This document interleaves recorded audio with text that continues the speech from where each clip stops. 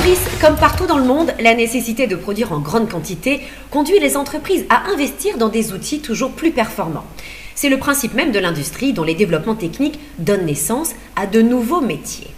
D'où des opportunités d'emploi qui s'offrent à des jeunes diplômés dans ces domaines. Comme par exemple ceux qui s'apprêtent à sortir de la toute jeune Université des Mascareignes et plus particulièrement de son département génie électromécanique et automatisme. Regardez.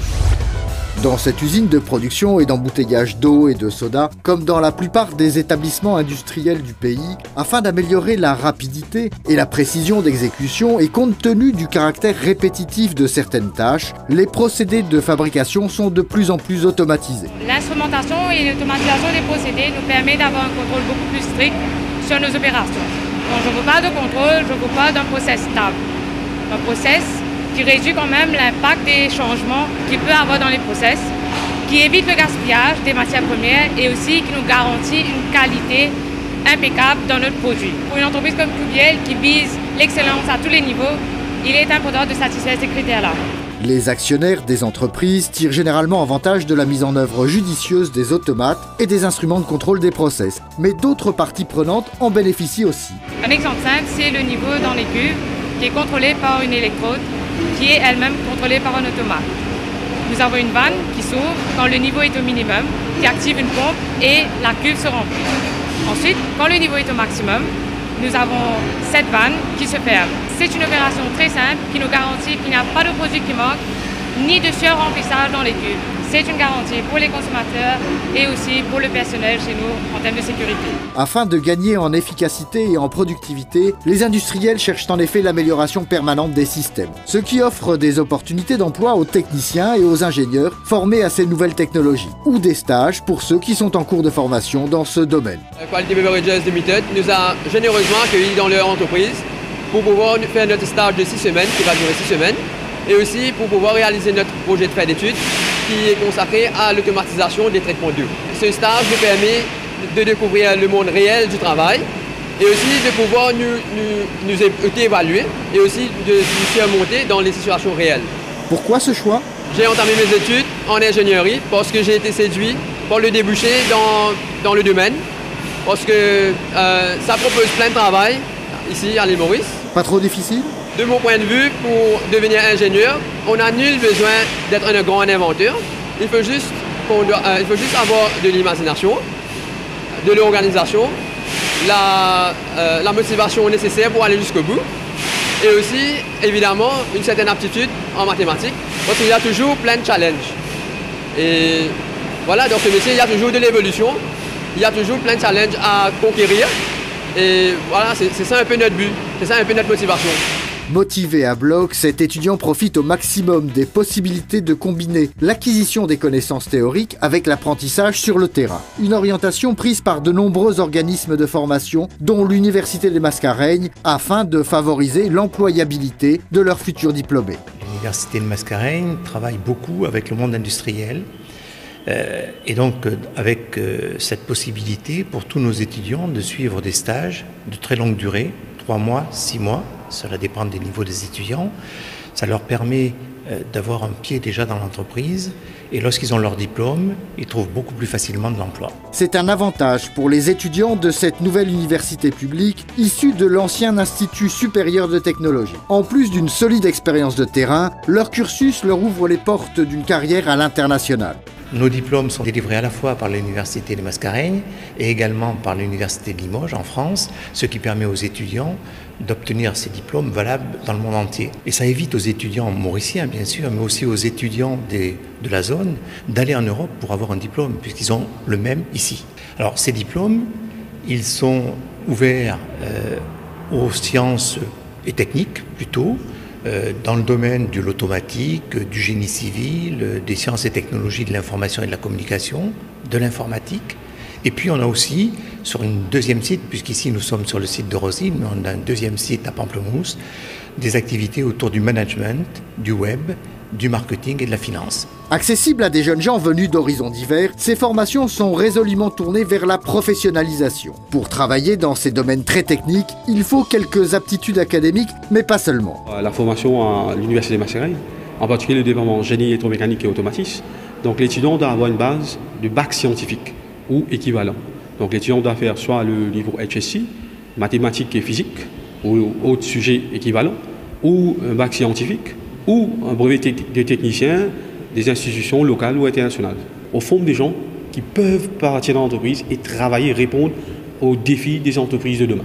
Parce qu'on offre une formation qui est orientée application industrielle. Donc il faut se dire qu'on doit se lever tôt, on doit être à l'heure, être toujours présent, être quelqu'un qui aime travailler en équipe.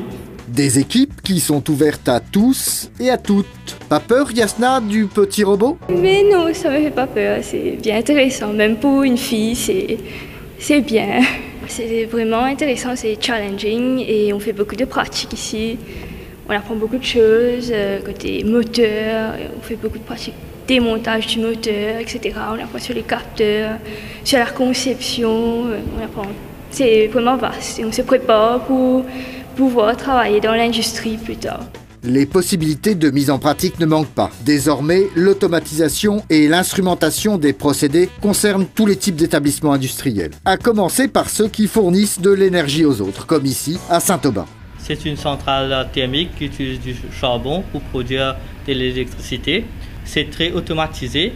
On utilise des automates. L'opérateur peut visionner les sites en entier, contrôler les températures, arrêter, démarrer les moteurs, varier les vitesses pour le moteur et il peut ouvrir, fermer des vannes et d'autres appareils électriques.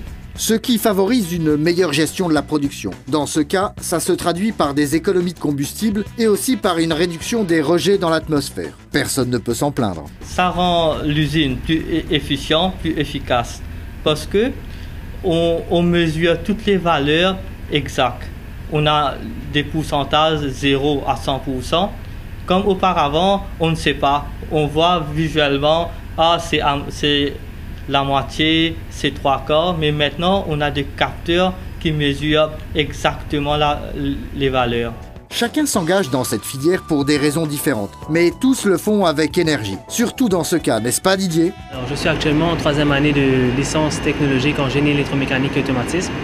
Alors ce qui m'a poussé vers ce domaine, c'est mon père, premièrement, parce qu'il est déjà contracteur et je connais déjà la grosse mécanique. Ça c'est une première chose. Ensuite, ce domaine m'offre plusieurs perspectives de travail.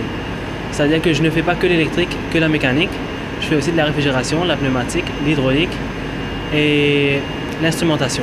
Les perspectives sont nombreuses car les techniciens et ingénieurs en charge de l'instrumentation interviennent à toutes les étapes de la vie des systèmes. L'instrumentation et l'automatisation, c'est ça, je pense que c'est ça la clé de l'avenir.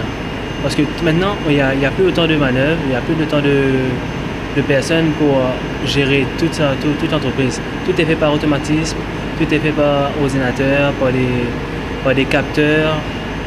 Donc, moi, ma formation m'aide à comprendre comment utiliser cette technologie afin de mieux la mettre en pratique dans ce genre d'industrie. D'abord, je pense commencer à Maurice, pour ensuite bouger vers l'Afrique parce qu'il y a beaucoup de perspectives d'embauche dans ce domaine. Ils sont là au moment de la conception de leur architecture, de leur implantation, de leurs améliorations, voire de leurs changements. Mais avant d'en arriver à ce stade, ils doivent surtout s'assurer régulièrement qu'ils fonctionnent comme prévu. Les opérateurs ont le rôle de piloter la machine et moi, comme technicien, s'il y a des pannes, des soucis, il faut que j'intervienne. Il y a des réglages à faire au niveau de capteurs, voir si les courants, les tensions sont normales. Parfois, il y a des transmetteurs qui sont défectueux, il faut changer. Il y a des connexions, des uploads à faire sur les programmes.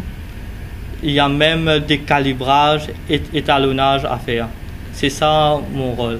Pas question de laisser se dérégler ces appareils utilisés dans des conditions de température et de pression souvent éprouvantes pour la partie mécanique et encore davantage pour l'électronique. Grâce à cette maintenance dite préventive, les entreprises peuvent gagner en productivité et par conséquent en compétitivité.